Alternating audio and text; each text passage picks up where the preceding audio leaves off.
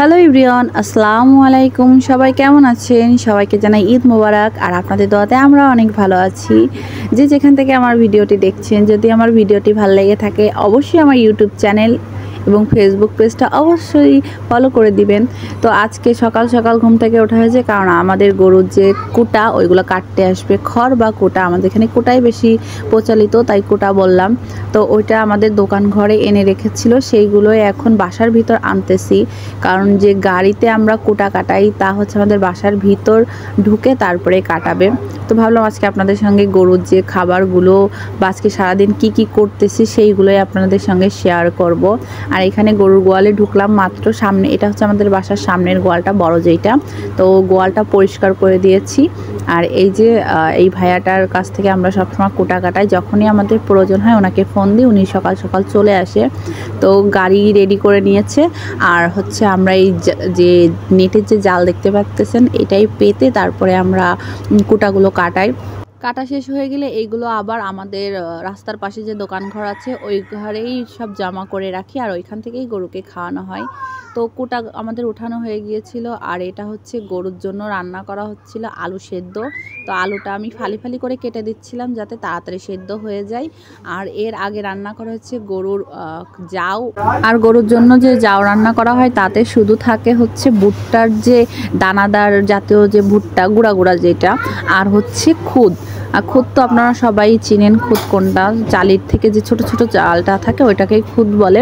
তো ওই দুইটা মিক্স করে তারপরে হচ্ছে রান্না করা হয়। এখানে রান্না করে আমি আলাদা করে রেখে গিয়েছি গোয়ালের পাশে, কারণ অনেক গরম আর বাসায় বাচ্চা কাচ্চা আছে, ওরা যেতে পারে। আর এটা এইভাবেই ঢেকে রেখে দেবো, এটা দুপুরে খাওয়ার জন্য। তো ভিডিওটা সকাল থেকে শুরু করেছি, তাই বললাম সকাল থেকে গরুর জন্য কি কি করা লাগে আমাদের সেগুলোই দেখাবো। এরপরে যে গরু এখানে ছিল, মাত্রই খাবার দেওয়া হয়েছে গরুকে।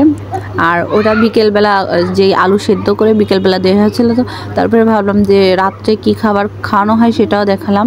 আর এটা হচ্ছে খোল, যে সরিষার খোল থাকে, সেই খোল ভিজিয়ে রাখা হয়েছিল, সকালবেলা ভিজিয়েছে, এখন এই গরুকে খেতে দিচ্ছে খোল মাখিয়ে। আর ছিল পালিশ কুড়া আর বিভিন্ন ধরনের মিক্স যে ভুসি পাওয়া যায় সেইগুলো গরুকে দেওয়া হচ্ছে, আমার আম্মু মাখিয়ে দিচ্ছিল। তো আপনাদের সঙ্গে শেয়ার করলাম। এইগুলো রাতে খাওয়ানো হয়। আর যে জাউ রান্না হয়েছিল ওই জাউটা হচ্ছে দুপুরবেলা দেওয়া হয়।